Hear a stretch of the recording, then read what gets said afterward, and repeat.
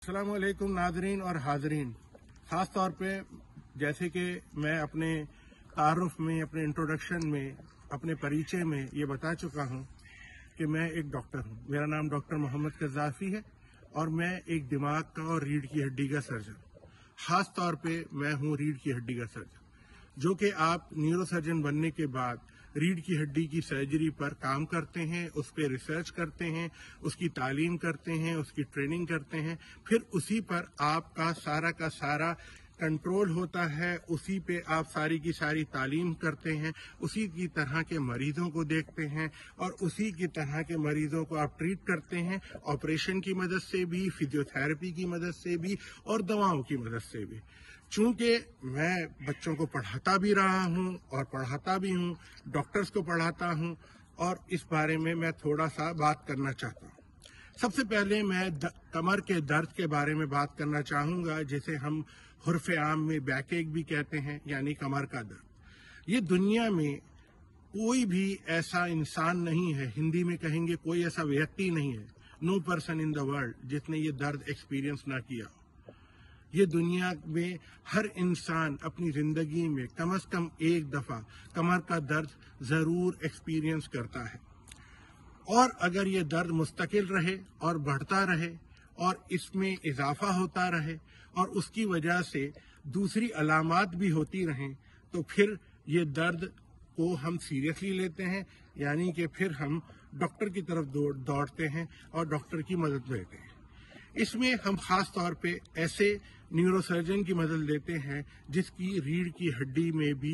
इलाज करने की सलाहियत और महारत हो, और वो अच्छे तरीके से न सिर्फ रीढ़ की हड्डी की सर्जरी जानता हो, बल्कि वो रीढ़ की हड्डी की सर्जरी के बाद जो मामलात होते हैं उसको भी देखें।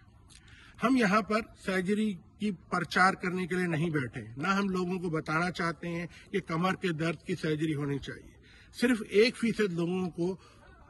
कमर के दर्द की सर्जरी की जरूरत पड़ती है, 99% लोगों को कभी भी कमर के दर्द की सर्जरी की जरूरत नहीं पड़ती, और वो लोग हमेशा दवाओं से, फिजियोथेरेपी से अपनी जिंदगी के हालात चेंज करके, इंग्लिश में हम यूँ कह लें कि अपना लाइफ स्टाइल बेहतर करके, अपनी जिंदगी में जिस तरह से चलना फिरना है, उठना बैठना है, भागना दौड़ना है, किस तरह की वर्जिशें करनी है, किस तरह के खाने खाने हैं, किस तरह से लोगों के साथ रहना है और अपनी मामलात दिन रात करने हैं, उसकी तब्दीली के साथ साथ हम जो है ये सब कुछ कर सकते हैं। तो कहने की बात यह है, लुब्बे लुबाब सारा ये है कि जो लोग को एक खौफ पैदा होता है कि एक ऑपरेशन और वो जो मामलात हैं वो इंसान को नुकसान दे देते हैं, तो ऐसी बात नहीं है।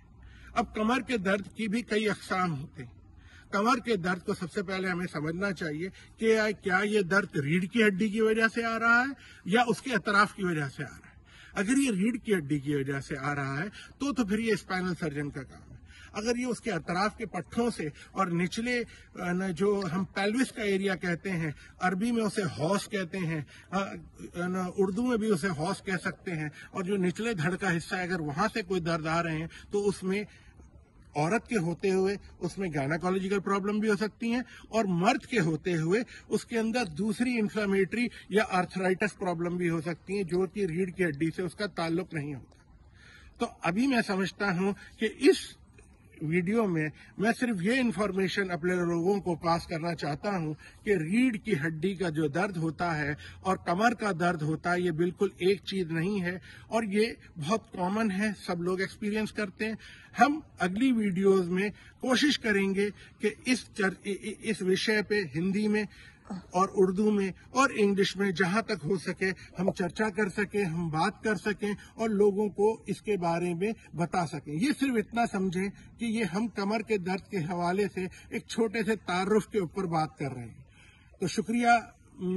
हाजरीन और नाजरीन, मुझे बड़ी खुशी है और हमें आपकी सपोर्ट की जरूरत है। प्लीज हमें सपोर्ट करते रहिएगा। Thank you so much.